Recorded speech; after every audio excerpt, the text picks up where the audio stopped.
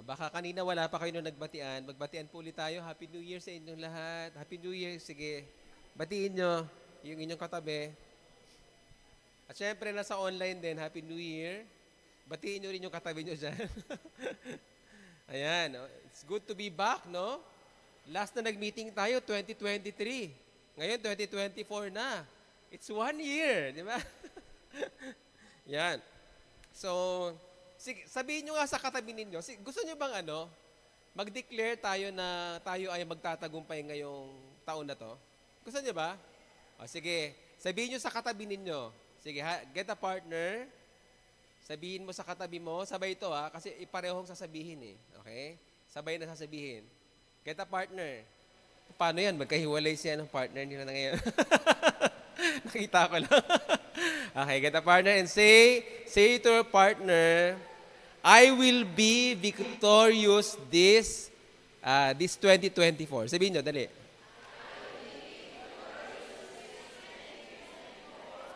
Yeah. Tagalogin natin. Ako'y magtatagumpay ngayong taon na to. Amen. Amen. Ang sarap pong marinig, no, na dinideclare natin na magtatagumpay tayo ngayon. Siyempre, dahil sa Panginoong Hesus yan. Amen ba? Amen. Ayan. Sa totoo lang, di ba, last year, marami naman talaga tayong pinagdaanan na ups and downs. Tama ba? Sino dito yung may mga pinagdaanan, up lang ang pinagdaanan, wala yung down? Di ba wala, no? Lahat tayo ay may ups and downs. Ay, baliktad. Ups and downs, no? Siguro, pag isa-isay natin, marami dito mga ups, no? Yung, kinasal. Yan. Congratulations ulit. Kay Helen at kay Charlie. May mga kinasal. So, tagumpay yun. Nako. Ano ba? Yung mga matatagal na ditong mga mag-asawa, tagumpay ba yun? Actually, tagumpay yun, di ba? Ano pa? Yung mga pumasa sa board exam, nag-top 10 sa school, tumaas ang grade, tagumpay lahat yan, di ba? Ano pa? Yung na-promote sa trabaho, di ba? Mga nag-retire, tagumpay din yun, nag-retire, di ba? Nakahanap ng mas magandang trabaho, di ba? Nakaland ng job sa ibang bansa, tagumpay yun, di ba? Ano pa ba? Marami pa yan eh. Nagka-girlfriend, nagka-boyfriend, na mananampalataya, okay? Nagka-anak, di ba? O, ano pa? Marami pa yan. Alam kong marami pa yung masasabi ninyo, no? At sa negosyo, lumaki ang negosyo, di ba? Lumaki yung kita, di ba? Madami po yan tayo masasabi ng mga ups natin. Siyempre, kung may ups, pinagdadaanan din naman natin, kahit na tayo mga Kristiyano, mga down moment natin, no? Dumaan tayo sa mga pagsubok, mga kalungkutan, di ba, no, may mga namatay na mga mahal natin sa buhay, no? Nakakalungkot po talaga yon, no? Ano pa, yung mga, siguro yung mga nanligaw na busted, no? Blinak ng best friend sa Facebook, ano ba yung mga nakakalungkot, magaan lang yan, no? Dumaan sa financial challenges, no? Yung hindi lumagpas ang 2023, hindi nabayaran lahat ng utang. Yung iba dumami pa. Grabing pagsubok talaga yan, no? Nawala ng trabaho. 'Di ba? Nawala ng trabaho, may mga ganyan. Nalugi sa business deal, hindi natuloy yung ang inaasahan. Nagkasakit. 'Di ba? Up to now, 'di ba? Nagbabayad pa siguro ng pinang ospital, no? At marami pong iba na mga challenges sa buhay. Relationship, nagkaroon ng broken relationship, nagkagalit ang pamilya. Hindi ko alam kung may ganun ba sa inyo. Pwede naman natin sabihin, yes, totoo naman yan. Kahit na Kristiyano tayo, hindi. May pinagdadaanan talaga tayo. But you know what? Pag Kristiyano tayo, yung mga pinagdadaanan natin, nakakasigurado tayo na iyon ang nagpapatatag sa atin. Especially kapag kasama talaga natin ang Panginoon sa buhay natin. Amen ba? Amen. In fact, maraming mga sikat na mga Christians ang dumaan sa pagsubok, especially namatay talaga sila, no? tingnan po natin, si Jack Hayford, kilala niyo po si Jack Hayford, yung nag-compose ng song na Majesty, Worship His Majesty. Siya ay 3 decades na nagpapastor at at the age of 88, last year, namatay po siya. Okay? So, nawala na po ang nag-compose po niyan. Si Charles Stanley. Narinig niyo po si Charles Stanley, ang pangalan niya sa DCAS. Nababanggit po ang pangalan niya kasi siya ay broadcaster, writer, and famous pastor. Died at the age of 90 last year. Matatanda na po, di ba? Pero pwede pa namang, di ba? Pwede pa namang umangat yun, no? Pero nakakalungkot po yun. And challenge po talaga yun sa mga pamilya po nila. Pat Robertson, kilala niyo yan, 700 Club, siya pa ang founder. Namatay po sa last year at the age of 93. Si Nanay Nelia, di ba? Saspa, yung nakaupo po lagi bandari po dito. At the age of 90, siya po ay kinuha na ni Lord. Nakakalungkot po, no? Si Brother Fitz, no? Halos kaedad ko lang, talaga, kaedad ko lang mismo. Namatay po siya last year din, no? Nakakalungkot po talaga ito at alam naman po natin na hindi po talaga tayo exempted sa kamatayan, sa mga problema, suliranin, no? Pero papakita ko po sa inyo yung ibang matinding level ng pagsubok sa buhay ng mga Kristiyano. Sabi po ng Christianity Today, more than 5,600 Christians were killed for their faith last year. 5,600 na mga Christians, pinatay sila dahil sa kanilang pananampalataya sa Panginoon. Sa mga bansa po ito na pinagbabawal ang Christianity. More than 2,100 churches were attacked or closed. Sa atin, di ba? Ano to? Bukas lagi. Di ba? Every day. Pag pumunta kayo dito. Kasi may tao po dyan sa office natin. Pero sa kanila, sarado. Yung iba nga po, kung nakakapanood kayo ng mga balitang ganito, sinusunog mismo. Pinapahirapan yung pastor. Sinusunog mismo yung church, naandun mismo yung mga members sa loob ng church building po nila. More than 124,000 Christians were forcibly displaced from their homes because of their faith, and almost 15,000 became refugees. Wala silang pagtataguan sa lugar nila, nagre-refugees sila sa ibang lugar, sa ibang bansa.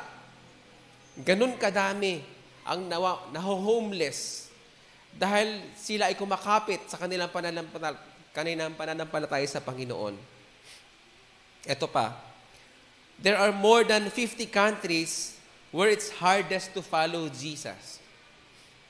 50 countries, more than, na mahirap manampalataya doon sa lugar nila. Tapos tayo may choice. Online ako ngayon, ha? Kasi napagod ako kahapon, may ginagawa pa ako. May choice tayo. Tapos, naiisipan pa natin, absent muna kaya ako ngayon. Kasi meron akong mas mahalagang bagay na pupunta. Mahalagang bagay. Hindi mo naman sinasabing mas mahalaga, pero mahalagang bagay. Ito, ang tanong ko, meron pa akong isang sasabihin. Alam nyo bang may mga Christian na Palestinians na hindi natin napagpipray kasi ang pinagpipray natin ay Israel? Diba? Paano naman sila? Sabi ng Bible, mahal ng Diyos ang lahat ng tao. Even the enemies, mahal ng Diyos. Papaano sila? Naiipit sila. Sila ay Palestinian, pero sila ay Christian. Siguro, isipin natin, marami sa kanilang nagdadalawang isip. Lord, ang hirap naman sumunod sa'yo. Ganito ang nararanasan namin. Persecution, mabigat. Halos buhay namin ang nanganganib. Sa atin, di ba, parang magaan lang. Diba? Though, meron naman siguro sa ating dumadaan pa talaga sa mga pagsubok sa buhay, kagaya ng pinipersecute din ng pamilya dahil sa pananampalataya mo sa Panginoon. Pero ito ibang level, di ba? And maybe, Marami sa kanila nag-iisip na bumalik sa dati nilang pananampalataya, sa dati nilang buhay na hindi nananampalataya sa Panginoon. Kasi iniisip nila, wala din naman. Pareho din naman. Nahihirapan din ako. Mas mahirap pa nga ngayon. Hindi ko alam kung nararanasan nyo ba yan. Di ba? Marahil, ganyan din po ang pinagdadaanan ng mga Christian Jews noong isinulat po ang Book of Hebrews na tatalakayin po natin ngayong buwan na to. Nahihirapan na sila dahil pinipersecute sila eh.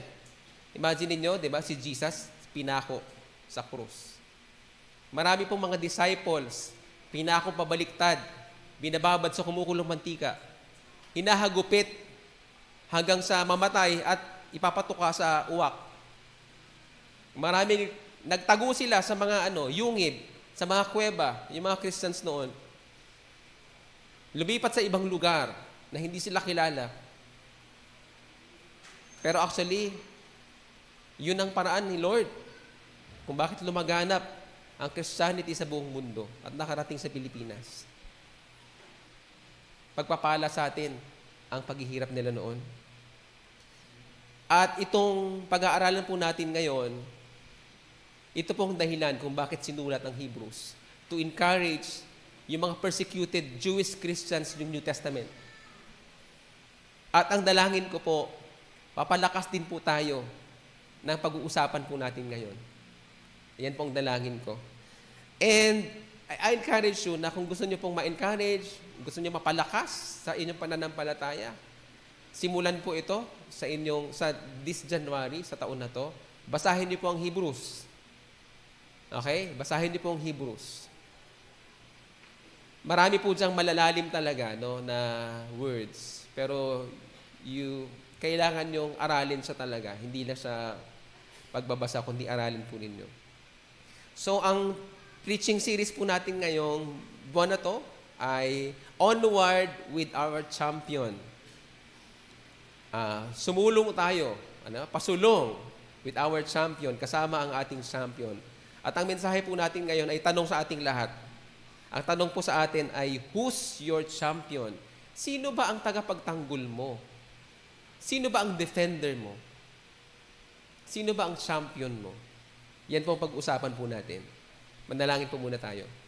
Father God, salamat po Lord sa inyong biyaya, Panginoon, sa amin na kami ay narito, Panginoon. 2024, kami, Lord, ay nasa church, unang Sunday, Panginoon, ng buwan na ito, ng taon na ito po, Panginoon. Pinupuri ka namin, Panginoon. Pinapasalamatan ka namin, Panginoon, sa lahat ng ginawa mo, Lord, last year. And this time, Lord, kami, Lord, ay nangangarap at nananalangin na kami, Lord, isasamahan mo muli, Panginoon. Marami kaming challenges and tagumpay na ginawa mo, Panginoon, 2023. Lord, ang dalangin namin mahigitan, Panginoon, ang pagpapala mo at ang biyaya mo, Panginoon, sa buwan na ito po, Panginoon. Samahan mo kami, Panginoon, ng patuloy. Gamitin mo, Lord, yung mensahe ngayon na magpalago, Panginoon, sa amin, magpatatag, mag-encourage, Panginoon, sa amin sa panimula, Panginoon, ng taon na ito. Dahil alam namin na hindi namin, Lord, sigurado, hindi namin, Lord, alam ang future. Hindi namin, Lord, alam kung gaano kabigat ang tatahakin namin sa journey ng aming pananampalataya, Panginoon, sa inyo. Pero alam namin, Lord, ang alam namin, pagkasama ka namin, Panginoon, kami, Lord, ay nakakasigurado na hindi kami mapapahamak, Panginoon, sa buhay na ito at magtatagumpay, Panginoon, kami. Kiniklaim namin ang katagumpayan, Panginoon, sa pamamagitan, Panginoon, ng inyong presensya sa aming mga buhay, Panginoon. Salamat po, Diyos. Bigyan mo kami, buksan mo ang aming mga puso, Panginoon, upang ang mensahe mo, Lord, ay talagang tumimo, Panginoon, sa amin at mag-cause, Panginoon, ng aming pagbabago sa aming mga buhay, Panginoon. Salamat po, Lord. Binabalik namin ang papuri sa inyo sa pangalan ni Jesus. Amen. Okay, so nabanggit ko na po kanina, Hebrews, ang book na pag-aaralan po natin ngayon. Hindi naman buong book, hindi naman tayo magba-Bible survey, no?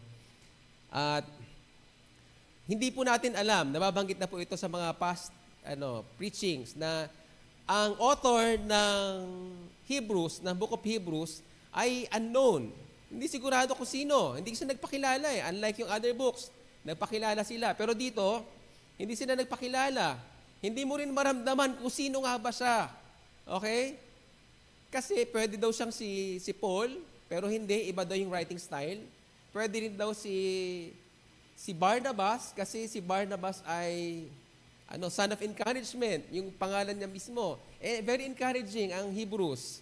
Pwede rin daw si Luke, kasi maalam siya, matalino, maganda ang pagkakasulat. Ang tanging alam lang po natin, ang author po ng Hebrews, siya po ay well-versed sa Old Testament. Kaya po, medyo mahirap talagang basahin kasi may mga quotations from the Old Testament, sa Scripture. Hindi po nila tinatawag na Old Testament noon kasi wala pa namang New Testament, di ba? Tayo lang naman po naglagay ng Old and New. Sabi nga raw po, dapat wag naman daw natin sabihin talagang Old Testament yon. Kasi feeling daw natin luma, di ba? Hindi. Nauna lang, okay? Naunang Testament. At alam po ng author na si Jesus ang katuparan ng promises ng Old Testament. Kaya ito po yung pinagdidiinan po ng author ng Hebrews na kung saan ay kinasihan ng Diyos. At ito po ay salita ng Diyos na ating tutunghayan ngayon. So basahin ko po ang Hebrews 1, chapter 1, verse 1 to 4. Ayan, kung meron po kayo sa inyong mga Bible apps o hard copy ng Bible, babasahin ko na lang po sa Tagalog para diretso na po tayo. Hebrews 1, 1 to 4. Sabi po dyan, noong una, nangusap ang Diyos sa mga ninuno natin sa iba't ibang panahon at paraan sa pamamagitan ng mga propeta. So, ang kausap po dito ng author ay the Jewish Christians. Ang mga ninuno nila, alam na natin, si Abraham, Isaac, Jacob, si David, King David. So, pakinggan po natin ito na parang tayo din ng kausap. Okay? May mga ninuno tayo at nangungusap ang Diyos sa kanila. Dito, sa pamamagitan ng mga propeta. Okay? Sa verse 2, ngunit itong mga huling araw, nangusap siya sa atin sa pamamagitan ng kanyang anak. Sa pamamagitan niya, ng kanyang anak, si Jesus, nilikha ng Diyos ang sanlibutan at siya rin ang pinili niyang magmay-ari ng lahat ng bagay. Sa kanya makikita ang nagniningning na kadakilaan ng Diyos at kung ano ang Diyos ay ganun din siya. Siya ang nag-iingat sa lahat ng bagay sa mundo sa pamamagitan ng makapangyarihan niyang salita. Matapos niya tayong linisin sa ating mga kasalanan, umupo siya sa kanan ng makapangyarihang Diyos doon sa langit. Kaya naging mas dakila ang anak ng Diyos kaysa sa mga anghel at higit na dakila ang pangalan niya kaysa sa kanila. Ang tanong po ng preaching natin ngayon, who's your champion? So narinig lang po natin ang champion, una sa sigarilyo, di ba? Champion. Meron pa ba ngayon yan? Champion? Ha? Sino po dito yung kabibili pa lang? may champion pa ba? Kasi wala kasing commercial sa TV, tama ba ako? Hindi kasi ko nanonood ng TV. Di ba? Doon yun, champion, di ba? Pabili nga, champion, di ba? Sabon. Di ba? May champion na sabon.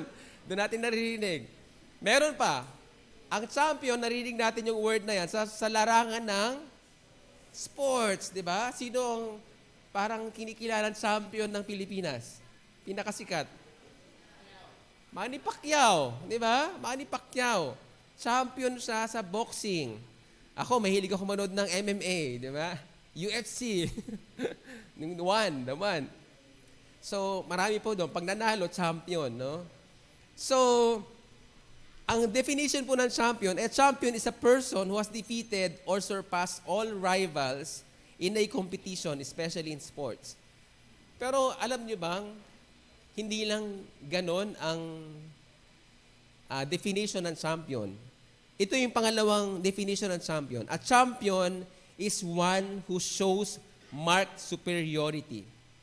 Pag may pinatunayan ang sino man na siya ay nakakaangat at nakakataas sa iba, ang tawag doon ay champion.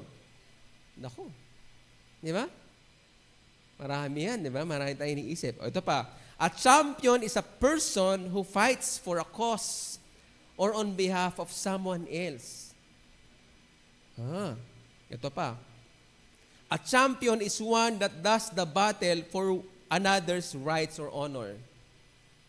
Kaya pala yung mga bayani, pwede silang tawagin champion kasi nakipaglaban sila para sa ating bansa, no? Pwede ring tawagin nating champion ang mga magulang natin. Amen ba? Kasi pinaglaban nila tayo para tayo ay maging kung ano tayo ngayon. Diba? Champion sila, no? Sarap. O, sige, kung nandito yung nanay mo, sigawan mo siya. Batiin mo siya, you are my champion. O kaya naman, yung mga asawang lalaki o asawang babae, di ba? Yung asawang lalaki na nagtataguyod ng pamilya, naku, batiin mo siya. Champion kita, han, di ba? Di kayo batiin nyo. Nandito ba sila? O kaya naman, marami tayong maiisip na mga champion kasi sila yung lumaban in behalf of us. Di ba? Maraming ganyan. Sila talaga yung nakipaglaban para sa atin, no? Yan yung champion, no? So sa atin, bilang mga nilalang, tayo ay created very good ng Diyos, di ba? Hinga lang nagkasala tayo. Nung nagkasala tayo, we are sigurado tayo na bound sa kapahamakan dahil babayaran natin yung kasalanan natin sa Diyos. Ang kasalanan natin sa Diyos, kamatayan. Wala tayong ibang dahilan, wala tayong ibang paraan para mabayaran ang kasalanan natin. Kaya nga sa Old Testament, di ba, ginagawa nila magpapadanak ng dugo ng hayop para yun na magsimbolo, Lord, imbis na kami ang mamamatay, yung hayop na lang na to ang mamamatay para sa amin. Pero paulit-ulit nilang ginagawa yun. Pero alam nyo ba, meron tayong champion na once and for all, nagbayad ng kasalanan natin. Siya ang namatay in behalf of us. Walang iba kundi ang Panginoong Jesus. Sabihin nyo sa katabi ninyo, ang champion talaga natin ay si Jesus. Sige, sabihin nyo. Jesus is the only champion. Marami tayong sa buhay na to, pwedeng kilala ninyo, yung ako ang nagtaguyod sa pamilya ko. Ay, yung mga magulang ko, ay yung kapatid ko. Di ba? Pero wala pong ibang champion tayo na talagang nakipaglaban para sa atin. Siya ang nakipagbattle para talunin ang kasalanan at kamatayan, kundi ang Panginoong Jesus. At pag tinanggap mo ang Panginoon sa buhay mo, nasa iyo ang champion. Amen. Alam niyo po ba sa Nasugbu, pag humihingi ako ng amen, mas malakas. Ang konti lang nila doon. Amen. Yun, di ba? Okay. Alam niyo po, pagmamalaki ko po sa inyo, magti 3 years old pa lang po ang church ng Nasugbu at konti lang po talaga sila doon. Pero para silang sponge. Pag binuhusan mo ng tubig, hinihigop nila. Para silang microphone. Pag nagsalita ka doon, mas malakas. So, gawin po natin yan, church. Amen. Amen. So, ayun po ang champion. Shows marked superiority. Si Jesus po yun. A person who fights for a cause in behalf of us. Si Jesus po yun. At He is the one that does the battle for us. Si Jesus po yun. Nagwagi po. Si Jesus sa labanan, sa kapangyarihan ng kamatayan, tinalo ang kasalanan at wala na siyang dapat patunayan pa sa atin. Yun nga lang, pag dumarating ang pagsubok sa buhay natin, nagdadalawang isip tayo, Lord, talaga bang kasama kita? Lord, talaga bang tumutugon ka sa panalangin? Lord, dariyan ka ba talaga? Nagdududa kagad tayo. Yan po ang purpose ng author ng Hebrews. Ipakilala talaga sa kanila that in times of their persecutions, meron silang champion sa buhay, may tagapagtanggol, may defender, may winner, may advocate, may kakampi na mapagkakatiwalaan sila sa buhay nila. Let me share to you some truths in this passage. Ang unang katotohanan, nangusap ang Diyos. God spoke. Sa totoo lang, pwede namang, nung nagkasala si Eva at Adan, dyan na kayo, gagawa na lang ako ng bago. Pwede namang ganun, di ba? Pwede na tayong, wala na lang tayo. Di ba? Nung nagkasala tayo, pwede namang, hindi na tayo kausapin ng Diyos. Pero ang Diyos ang nagsisimula ng usapan. Si Lord lagi ang nagsisimula. Siya lagi ang umaabot sa atin. Hindi tayo.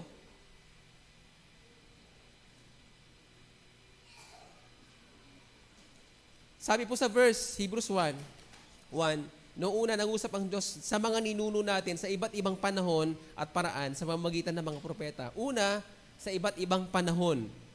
Hindi nawawala ang Diyos sa iba't ibang panahon, nangungusap siya. Pangalawa, sa iba't ibang paraan. Nangungusap siya.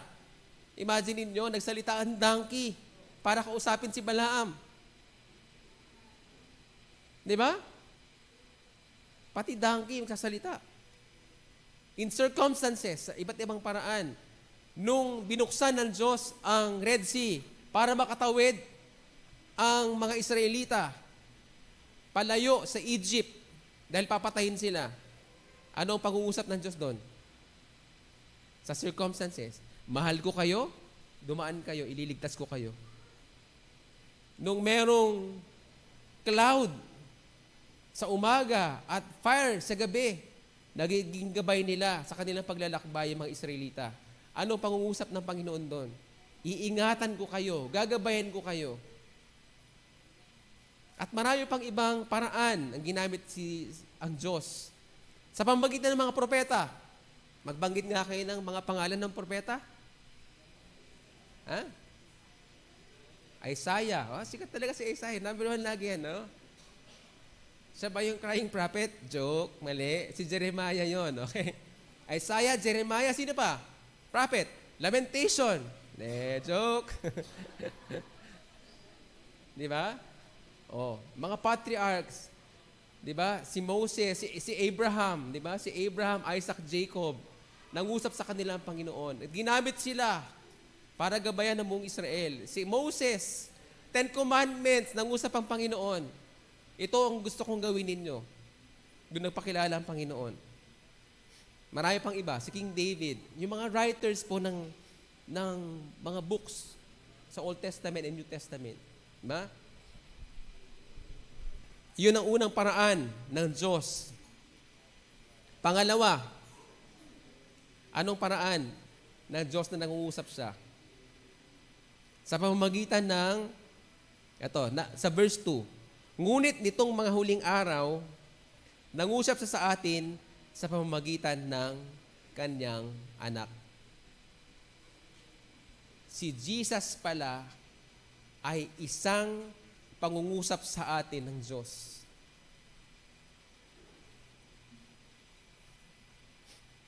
Naalala ko nung pag nagkakasakit si Lee, Lee, sorry hindi ako nakapagpaalam sa iyo.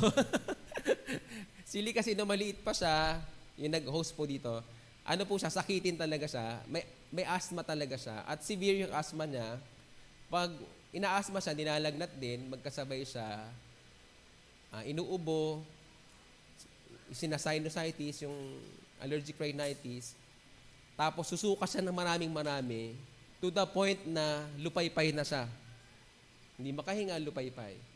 So kami, gagawin namin ang lahat ng paraan para itakbo siya sa ospital. Wala pa kaming kotse noon. Pero itatakbo talaga namin siya sa pinakamalapit na ospital, sa clinic. Gagawin namin ang lahat ng paraan. Pinabakuna namin ng marami. Bote-bote yung mga silin, di ba? Mga multivitamins.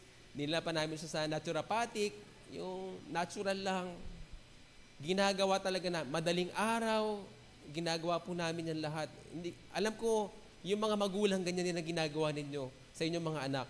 Gagawin nyo ang lahat para isalba lang yung inyong anak. Mas higit pa dyan ang ginawa ng Diyos. Kasi ang pinadala niya ay ang nag-iisa niyang anak na si Jesus para tayo isalba sa tiyak na kapahamakan natin. And once and for all, si Jesus ang final word ng Diyos. At siya talaga ang sinabi sa atin. Siya nang huling baraha. Kung nagbabaraha kayo. Siya nang pinakahuli. Di ba? Siya na yung ultimate na word. Siya ang katuparan ng Old Testament. Lahat ng law, si Jesus ang katuparan. Lahat ng promises ng Old Testament ng Diyos, si Jesus ang katuparan. At ang tinupad niya ay ang promise niya na ililigtas ang sangkatauhan sa tiyak na kapahamakan. Amen. Ang tanong, gusto ba nating makausap si Lord? Kung ang Diyos gusto tayong makausap at pinadala ang Panginoong Hesus, ang tanong sa atin, babalik, tayo ba? Gusto ba nating makausap lagi si Lord? Gagawin ba natin ang lahat para kay Lord? Hindi ko po kayo pipilitin. Kusang loob po yan.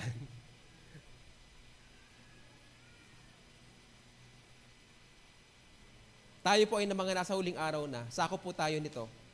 Ang sinabi. Nasa mga huling araw, nitong mga huling araw, nangungusap siya sa pamamagitan ng kanyang anak, ang Panginoong Hesus.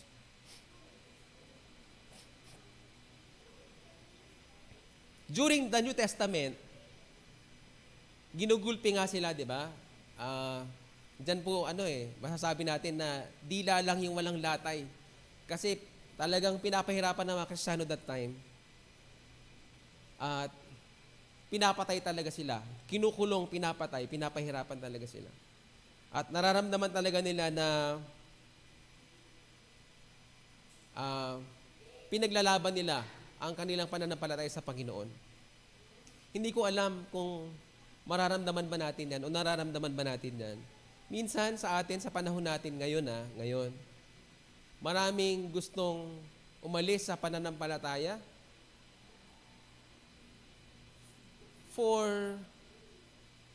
sa mga bagay na mabababaw lang.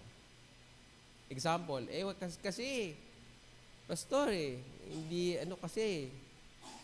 nahihirapan ako Yung panalangin kong matagal na, hindi tinutugon kasi wala akong kalayaan na gawin yung gusto ko. Parang ang daming rules, parang ang daming bawal. Hindi na ako makapagbisyo. Kailangan ba lagi ako nasa simbahan pag Sunday? Parang ang hirap naman, Lord. Diba? Ganon ang mga reasons natin. O ng ilan sa atin. Lord, ang hirap naman. Hindi ako makapangligaw ng unbeliever. Kaya yung iba, nanliligaw na lang ng unbeliever. Hindi na sinusunod si Lord. Sige, pakitapik mo yung kabataan na nasa katabi mo. Diba? Ang babaw ng challenges natin. Pero ang Hebrews, mga Kristiyano ang kapanahunan noon, buhay ang pinaglalaban nila.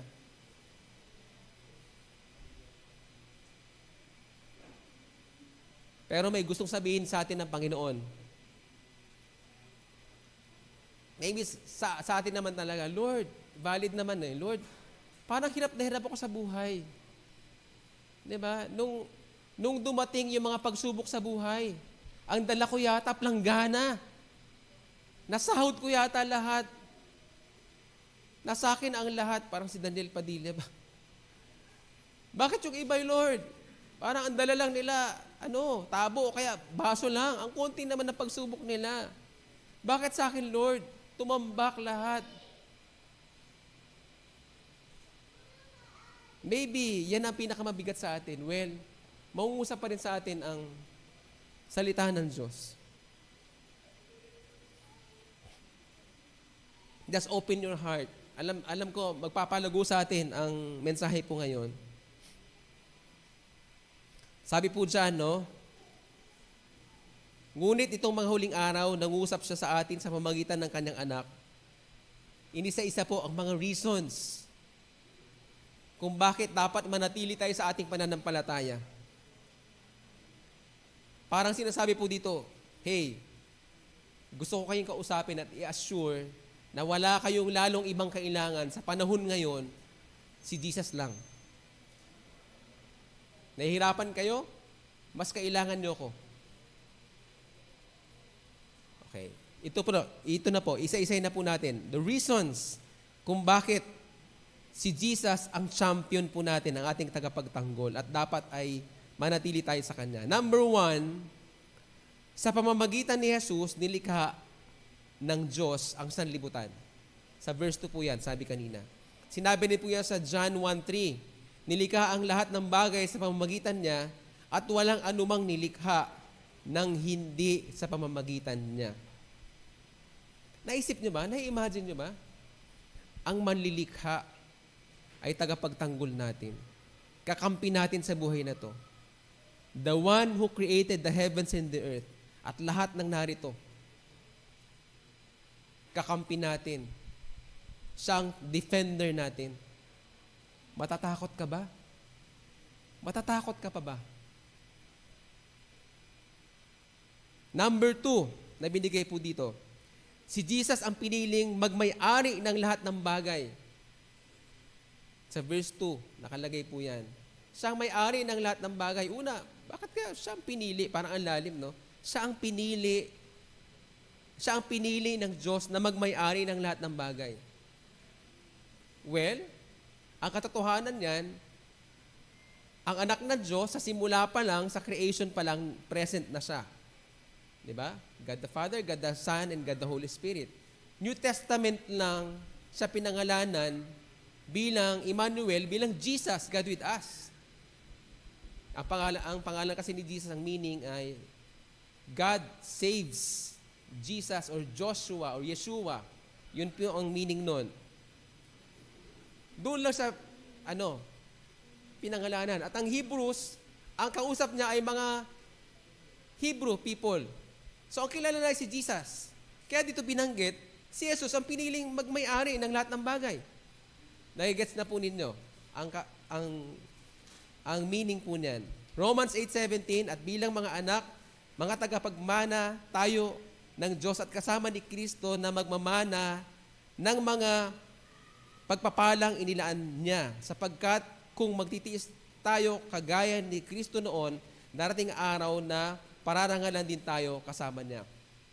So, tayo ay tagapagmana rin. Kagaya ni Jesus, pero siya ang firstborn.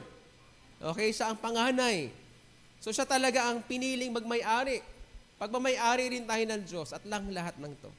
Imagine, kung ang nagmamay-ari ng lahat ng narito, ang tagapagtanggol natin, magdadalawang isip ka ba? Pangatlo, kay Jesus makikita ang kaningningan ng kadakilaan ng Diyos. Sabi din yan sa John 1:14 and 18. Nagkatawang taong salita at namuhay na kasama natin. Ang salita ay ang Diyos, ang Panginoong Jesus. Nakita namin ang kadakilaan niya bilang kaisa-isang anak ng Ama. Puspos siya ng biyaya at pawang katotohanan ang mga sinasabi niya. Wala pang nakakita sa Diyos, Ama, kahit kailan. Ngunit ipinakilala siya sa atin ng kanyang bugtong na anak na Diyos din nga at kapiling ng Ama. Sino na sa inyo nakatitig sa araw? Hindi, di ba? Hindi tayo tititig. Kasi ganun ka lang, di ba? Hindi talaga natin tumitig. Ito nakakasilaw na to eh. Yung lights natin, pag tinignan mo, di ba? Nagmamarka pag nakapikit ka na. How much more yung sun? Pero imagine ninyo kung gaano kaningning ang Diyos. Gaano kaya kaningning? Gaano kaliwanag? Yung word nating ningning at liwanag kulang para i-define ang radiance ng Diyos. Pero ang radiance ng Diyos, nakikita rin sa Panginoong Hesus. Imagine that. Pag ang Panginoon ang champion mo, di ba? Nagniningning. Ano ang feeling niyan? Di ba? Ano ang feeling niyan, di ba? Nakilala mo ang liwanag ng mundong ito. Number 4, kung ano ang Diyos, ganun din si Jesus.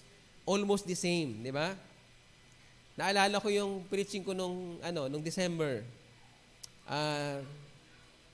After magpakilala ni Jesus sa kanila na siya ang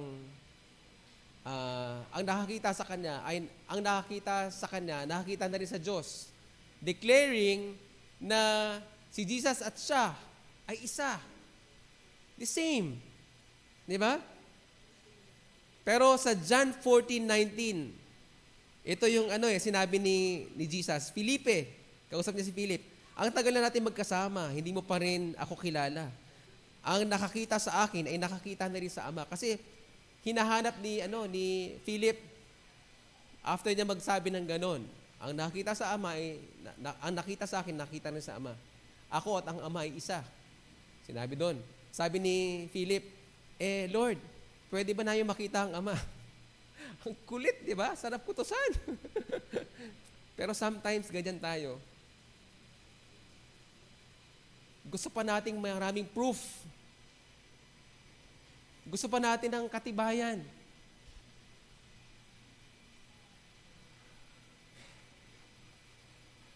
Nagdududa pa tayo. Colossians 1:15, si Kristo ang larawan ng di nakikitang Diyos at siya ang may kapangyarihan sa lahat ng nilikha. Kung ang Diyos at si Jesus ay may parehong katangian at kasama mo siya sa buhay mo, kasama mo rin ang Diyos, meron ka bang ikakatakot sa buhay? Wala dapat. Number 5, si Jesus ang nag-iingat sa lahat ng bagay sa mundo sa pamamagitan ng kapangyarihan ng kanyang salita.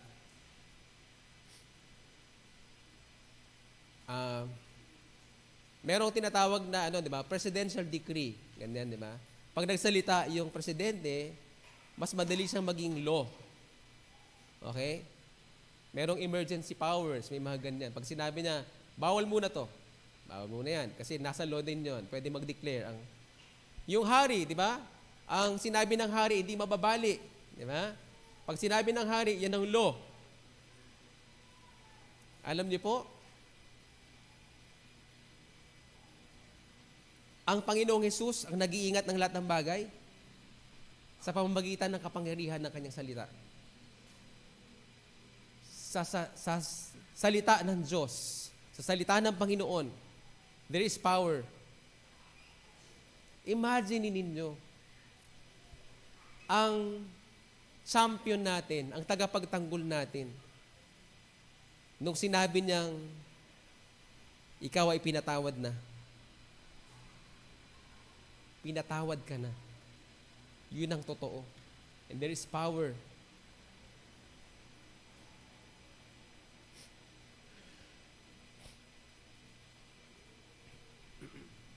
Colossians 1:17, bago pa man likhain ang anumang bagay, naroon na si Kristo at sa pamamagitan niya ang lahat ay nanatiling nasa kaayusan. Kung ang Panginoon, Jesus, ay nasa iyo, huwag kang magduda na magiging maayos ang lahat.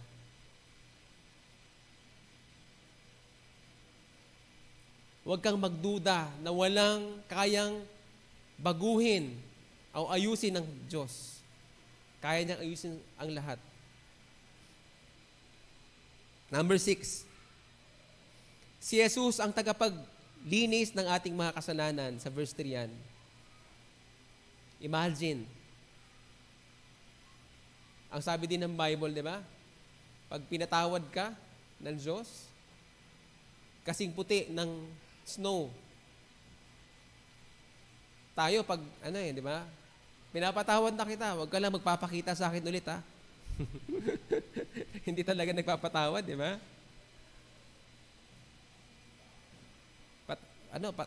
Pinapatawad na kita, pero huwag mo nang uulitin. May pero tayo. May kondisyon. Well, si Lord din naman, may kondisyon. Di ba? Ang kondisyon ni Lord, sumunod ka sa akin. Kasi mapapahamak ka. Pero ang pagpapatawad ng Panginoon, walang kondisyon. Humingi ka ng tawad sa Kanya, papatawarin ka niya. Kasing layo ng east sa west, ganun magpatawad ng Panginoon. Titus 2:14, ibinigay niya ang kanyang sarili para sa atin upang tubusin tayo sa lahat ng kasamaan at upang tayo yung maging mamamayan niya na malinis at handang gumawa ng mabuti. So, kitang-kita po natin dito, naggusto tayong maging malinis ng Panginoon sa kanyang harapan. At kapag tayo ay magkakasala, gustong-gusto ng Panginoon na lulapit tayo sa Kanya at tayo hihingi ng kapatawaran sa Kanya at lilinisin niya tayo. Si Jesus ang naglilinis ng ating kasalanan. Wala na pong iba. Hindi po yung mabubuti nating gawa. Kahit anong gawin natin sa sarili natin, magpakabait man tayo, ibigay natin ang lahat ng kayamanan natin sa may hirap. Hindi niyang kayang linisin ang kasalanan natin. Pero imagine, pagkasama mo ang Panginoon, meron ka laging opportunity na magpalinis sa Kanya. Anong buhay ang meron ka kapag kasama mo ang naglilinis ng kasalanan? Amen. Number 7, si Jesus ang nakaupo sa kanan ng makapangyarihang Diyos sa langit. Sa verse 3. Ang ibig sabihin po nung umuupo sa kanan, may authority. Authority po ang sinasabi po dito. Naalala nyo si Zebedee, anak niya si James and John. Ang sabi ni Zebedee, Panginoong Jesus, baka pwede namang pagdating sa langit, ang iupo nyo sa kanan nyo ay si John at sa kaliwa ay si James. Kasi honor, di ba? Ang tinitingnan niya. Sabi ni Jesus doon, di ba? If you want to be great in God's kingdom, learn to be the servant of all. Kasi hindi yun pataasan, di ba? Pero dito po, sinasabi dito, may kapangyarihan na katulad ang Diyos at si Jesus. 1 Peter 3:22, si Jesucristo ay nasa langit ngayon sa kanan ng Diyos at pinapasakop sa Kanya ang lahat ng anghel at lahat ng espiritong namumuno at may kapangyarihan. Higher pa nga ang mga angels. Pero sakop din ng Panginoong Jesus. Kahit sino pang pinakamakapangyarihan dito sa mundo, mas mataas ng dihamak ang Panginoong Jesus. May kapangyarihan, may authority ang Panginoon sa lahat. And then number 8, si Jesus ang mas dakila kaysa sa mga anghel. During that time, tinitingnan nila na yung mga angels ay galing sa Diyos. Pero ang Panginoong Jesus hindi lang galing sa Diyos. Siya mismo ay Diyos. Kinumpare na mas mataas ng dihamak sa angels. Hebrews 1:4, kaya naging mas dakila ang anak ng Diyos kaysa sa mga anghel at higit na dakila ang pangalan niya kaysa sa kanila. Kasi tinitingala nila ang mga angels during that time. Pero, di ba, yung angels, sila yung warrior. Di ba? Nag-go into battle. Inuutusan ng Diyos ang mga angels para sagipin ang sino man na gusto niyang sagipin. Di ba? Pero higit doon ang Panginoong Jesus. Higit na makapangyarihan, higit na may power sa mga angels. Imagine kung ang tagapagtanggol mo, ang champion mo, ay may authority sa lahat ng bagay. May katatakutan ka ba? Minsan tayo, di ba? Kami nga nakwento ko kanina, kapitbahay po namin yung yung COO ng kung favorite niyo mga favorite ninyong mga chichirya. Yan, kapitbahay po namin doon. Sabi ko, "Hoy, ang galing naman kapitbahay natin, ha." 'Di ba? Yung famous na politician po dito sa Taguig. Kapitbahay din po namin sa kabilang bakod. Hoy, ang galing naman. Siguro kung ka-church natin si Mayor Lani, di ba? Hoy, ka-church namin. Pag prayer meeting, holding hands namin, di ba? Parang nagiging di ba? Nagkakaroon, uy, di ba? Kakilala ko siya, ganyan. How much more na malaman natin na ang tagapagtanggol natin ay ang pinakamakapangyarihan sa langit at lupa. Walang iba kundi ang Panginoong Jesus. Matatakot ka ba? Magdududa ka pa? Magdadalawang isip ka ba? Magkikwit ka ba sa pananampalataya mo? Pero ang katotohanan niyan, again,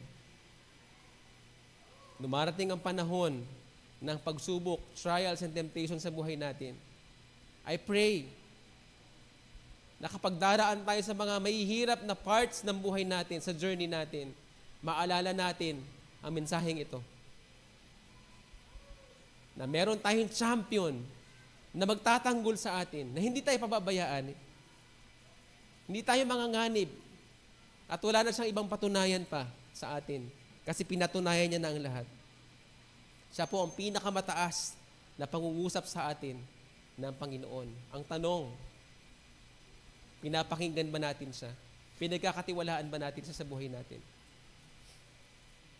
Balikan po natin ang meaning. Let me remind you again. Kasi buong buwan po na ito, pag-usapan natin ang onward with our champion. Ano nga ba ulit ang meaning ng champion? Ang meaning ng champion is a one who shows marked superiority. Wala na pong ibang patutunayan ng Panginoon. Ginawa niya ang pinaka-sukdulan para ipakita ang pagmamahal at biyaya niya sa atin. Pangalawa, a champion is one who fights in behalf of you. Huwag po natin brasuhin, mga kapatid. Ang problema, tinutuhod, hindi binabraso. Amen.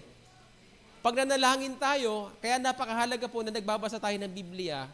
Pag nanalangin tayo, dapat nananalangin tayo according to God's plan. Ano ang kalooban ba ng Panginoon? Nasa Biblia.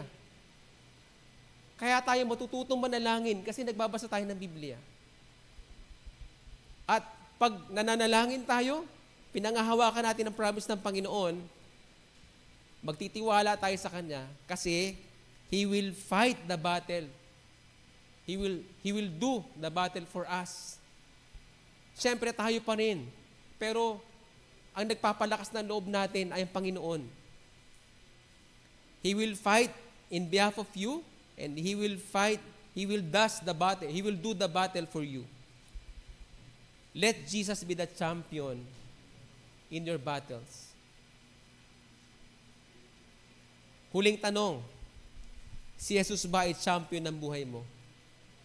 Si Jesus ba ay champion ng buhay mo?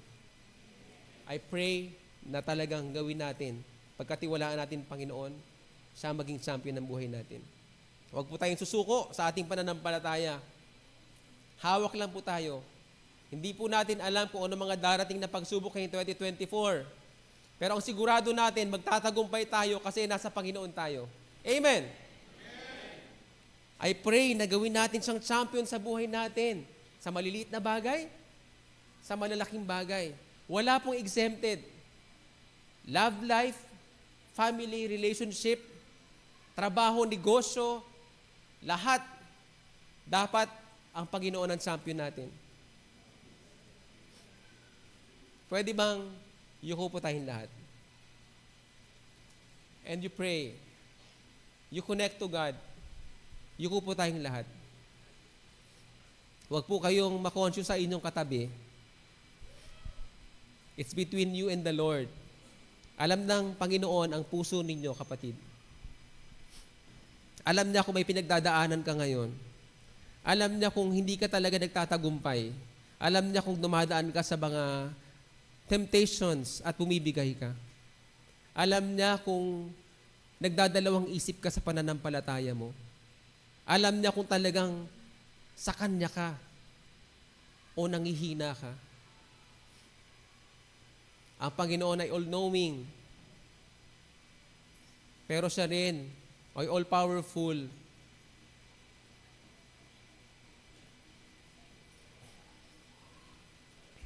Kung ikaw man ay dumadaan sa mga pagsubok at tila ba gusto mo nang mag-quit, sinasabi sa iyo ng Panginoon, huwag kang mag-quit. Anak, huwag kang mag-quit. Narito ako. Ako ang champion. Akong bahala sa iyo. Pero kung nangihina ka sa panahon ngayon, nagsisimula pa lang ang taon, pero nagda-doubt ka. Huwag kayong maging conscious. Pwede bang itaas ang inyong kamay? Wala po nakakita sa inyo.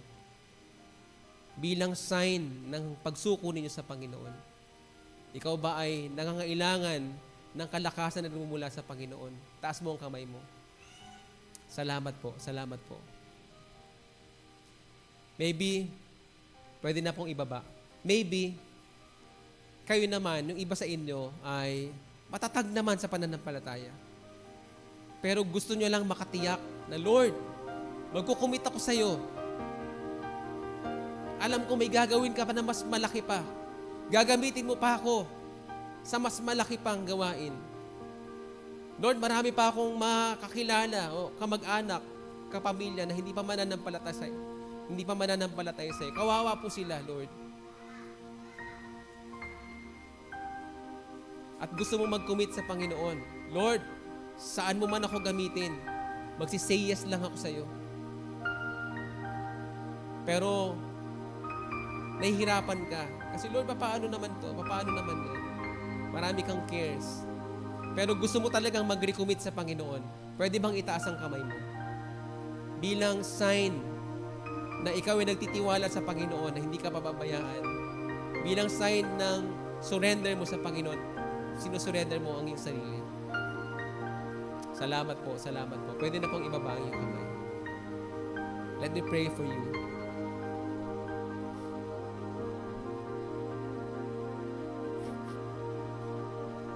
Maraming salamat po, Lord, sa iyong biyaya, Panginoon.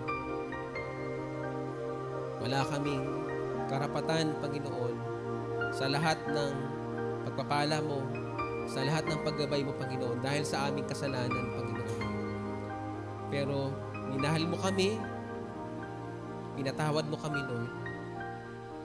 Walang hanggan, Lord, ang pag-ibig mo, Lord, sa amin. Salamat, Lord, sa kapatawaran na ibinigay niyo, Lord, sa amin. Salamat, Lord, dahil inangkin mo kami na anak mo, Panginoon. Tinuring mo kami na iyong mga anak, Panginoon, at patuloy mo kaming iniingatan, Panginoon. At sa buhay na ito, Lord, ikaw ang aming kalakasan, Panginoon. Lord, patawarin mo kami, Lord, sa mga panahon na nagda-doubt kami, Panginoon, sa inyo. Kapag kami, Lord, ay may problema, or kami, Lord, ay nagda-doubt, nagdadalawang isip, nadidiliman, Panginoon, kapag kami ay may temptation sa nasa harap, Panginoon namin. Patawarin mo kami, Panginoon. And right now, Father God, dalangin namin, Panginoon. Maraming nahihirapan, Panginoon. Maraming nagdadalawang isip, Panginoon. Ang dalangin namin, Panginoon, sa inyo. Samahan mo sila, O Diyos. Iparanas mo, Panginoon, sa kanila ang totoong presensya mo, Panginoon, sa kanilang buhay, Panginoon. In Jesus' name, Lord, katagpuin mo sila, Panginoon, ngayon, Panginoon. Hayaan mo, Lord, na maramdaman nila ang kagaanan, Panginoon, ng buhay nang ikaw ang naghahari sa kanilang buhay, Panginoon. Lord, we commit ourselves to you. Ang buhay namin, Panginoon, nire-recommit namin, Panginoon, sa inyo. Ikaw, Lord, ang manguna, Panginoon. Ikaw, Lord, ang siyang talagang sabihin namin na hari ng buhay namin, Panginoon. At alam namin na darating yung pagkakataon na may mga challenges na harapin kami, Panginoon. Personal man, Lord, or kaugnay, Panginoon, kami sa iba. Mabigat man, Panginoon. Alam namin, Lord, na may pagdadaanan pa kami. Lord, mahirapan din kami mag-share ng gospel. Mahirapan din kami, Lord, maggawa ng ministry, Panginoon. Pero right now, Father God, dahil Ikaw ang aming Diyos, Ikaw ang aming champion. Sa panahon, Lord, na mahihirapan kami at nahihirapan, Panginoon, kami. Lord, we recommit our lives to You, Father God. Maraming salamat po, O Diyos, sa pagtanggap, Panginoon, sa amin. Salamat, Lord, dahil kami, Lord, ay patuloy mong niyayakap, Panginoon, ginagabayan sa buhay na ito, Panginoon.